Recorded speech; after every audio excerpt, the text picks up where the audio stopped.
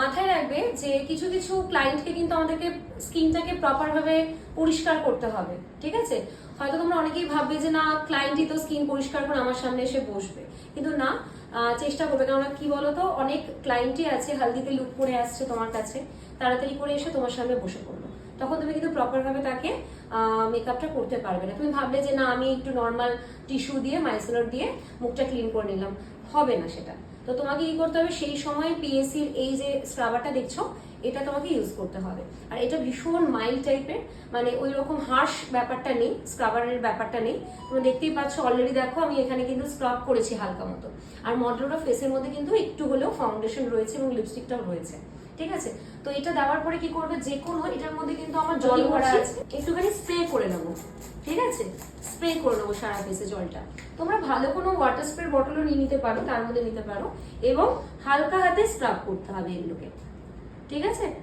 তাহলে একদম deep clean হবে ব্যাপারটা, ঠিক এইভাবে।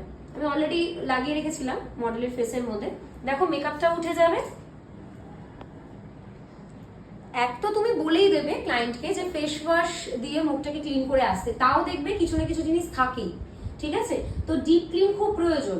ডিপ ক্লিন যদি তুমি না করো, তার উপরে যদি তুমি সিটিএমটা করে মেকআপটা করা স্টার্ট করে দাও, মানে নর্মাল সিটিএম করে মেকআপ করা স্টার্ট করে দাও, তাহলে কিন্তু তোমার নিজেরও মেকআপটার ফিনিশিং ভালো আসবে না, কেকি ফিনিশিং আসবে, প্লাস হচ্ছে মেকআপটা তোমার ওই লং লাস্টিং বলে সেটাও হবে না।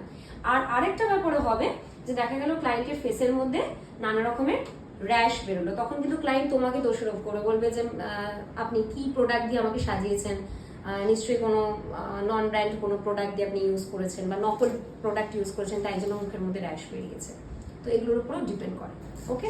আচ্ছা, আরও একটা জিনিস, শুধু এটা নয়, আরও একটা জিনিস ডিপেন্ড করছে। দেখবে অনেকেরই, অনেক ক্লায়েন্ট বলে যে আমার ইয়ে করা ব্ল্যাক হেডস তোলা, ঠিক আছে? তাও দেখবে ব্ল্যাক হেডস হোয়াইট হেডস এখানে থাকে, অনেকের দেখবে এখানে ডেড সেল থাকে, চলে আসে। তো তখন তো তুমি, তোমার পক্ষে সম্ভব না, তো যতটুকুনি সম্ভব তুমি এইভাবেও কিন্তু ক্লায়েন্টকে সেই সময় ক্লিন করে নিতে পারো জায়গাটা, ওকে? তোমরা এতক্ষণ দেখছিলে আমার 15 ব্যাচের সেকেন্ড ডেমনস্ট্রেশন, ক্লাস ডেমনস্ট্রেশন, এবং তাতে ছোটো ছোটো টিপস ওদের সাথে শেয়ার করছিলাম এবং তোমাদের সাথেও সেটা শেয়ার করে নিলাম। আর তোমরা যারা চাইছো আমার কাছে basic to advance makeup and hairstyle class join করবে, তারা পুজোর পরে কিন্তু আমার দুটো ব্যাচ স্টার্ট হচ্ছে, অলরেডি অ্যাডমিশন স্টার্ট হয়ে গেছে। একটা 14ই অক্টোবর যেটা মঙ্গল বৃহস্পতিবারের ব্যাচ, আর একটা 18ই অক্টোবর যেটা শনি রবিবারের ব্যাচ। তো তোমরা জয়েন করে নিতে পারো। আমার লোকেশন কলকাতার কেষ্টপুর, বিধাননগর স্টেশন থেকে 15 মিনিটের, মানে অটোতে 15 মিনিটের দূরত্ব। আর আমার ক্লাস কিন্তু 3 মাস ব্যাপী চলে। ডিটেলস জানার জন্য স্ক্রিনে দেওয়া নাম্বারে তোমরা ক্লাস ডিটেলস বলে জেনে নিতে পারো।